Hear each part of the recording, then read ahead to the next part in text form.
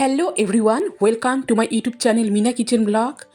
মিনা কিচেনের আজকের রেসিপিতে থাকছে ফুলকপির পাকোড়া।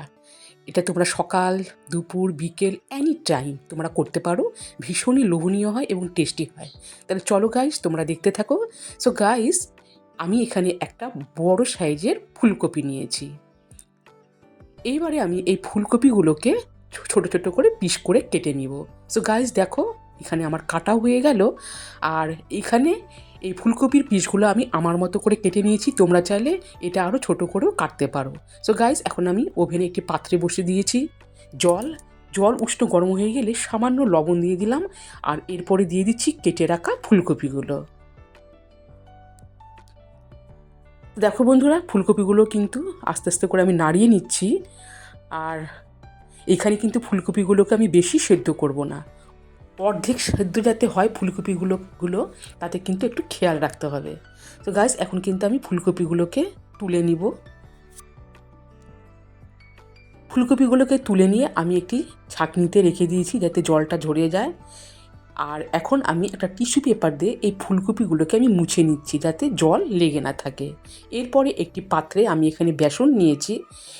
এই ফুলকপি মানে এই বড় সাইজের ফুলকপি পাকোড়া করতে গেলে 150 গ্রাম বেসন লাগবে। তো আমি এখানে 100 গ্রাম বেসন নিয়েছি। আর তার সাথে দিচ্ছি 2টো ডিম। ডিমের সাথে এখন বেসন আমি ভালো করে মিক্সড করে নিচ্ছি। দেখো বন্ধুরা, এরপরে আমি এতে দিয়ে দিচ্ছি স্বাদ অনুযায়ী লবণ, দিয়ে দিচ্ছি লঙ্কার গুঁড়ো। তোমরা এখানে লঙ্কার গুঁড়োর পরিমাণটা বাড়িয়েও দিতে পারো, তোমরা যে পরিমাণে ঝাল খাবে। সো গাইস দেখো, এখানে আমি সামান্য পরিমাণে কিন্তু জল দিলাম।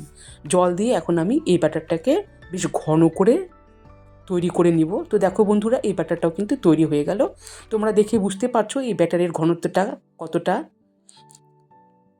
তো গাইস, এখানেও ব্যাটারটা তৈরি হয়ে গেল। এখন আমি এই সেদ্ধ করা ফুলকপিগুলো এই বেসনের ব্যাটারে ডুবিয়ে নিব।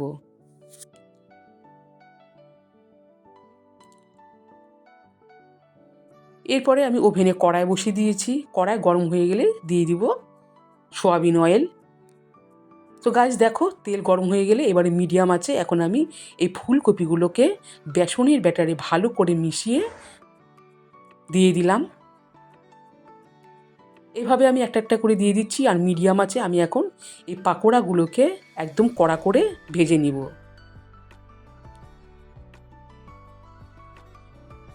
এবারে আমি আস্তে আস্তে করে এক পিঠটাকে উল্টে দিচ্ছি।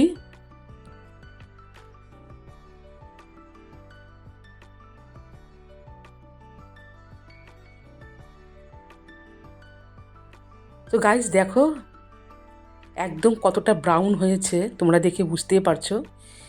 এইভাবে এখন আমি এগুলোকে ভেজে তুলে নিচ্ছি। আর কালারটাও কিন্তু কতটা সুন্দর হয়েছে তোমরা দেখে বুঝতেই পারছো।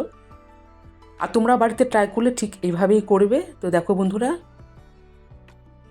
তোমরা এটা বাড়িতে ট্রাই না করলে বুঝতেও পারবে না এটা কতটা ভালো হয়। তো এরপরে যেগুলো বাকি আছে সেগুলো আমি ঠিক আগের মতন করে ভেজে নিব।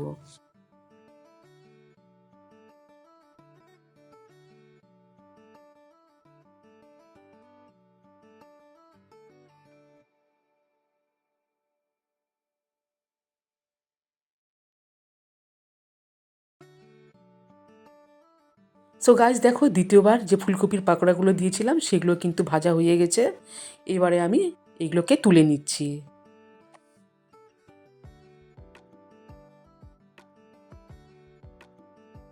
সো গাইস, মুচমুচে ফুলকপির এই পাকোড়া রেডি। তোমরা দেখতে পেলে খুব চটজলদি এবং খুব কম উপকরণ দিয়ে আমি এই ফুলকপির পাকোড়াটা তোমাদের কাছে শেয়ার করলাম। আশা করছি তোমাদের সবারই ভালো লেগেছে। আর কি বলবো, যারা এখনও আমার চ্যানেলটিকে সাবস্ক্রাইব করোনি, সাবস্ক্রাইব করার অনুরোধ রইল। সবাই ভালো থেকো, সুস্থ থেকো।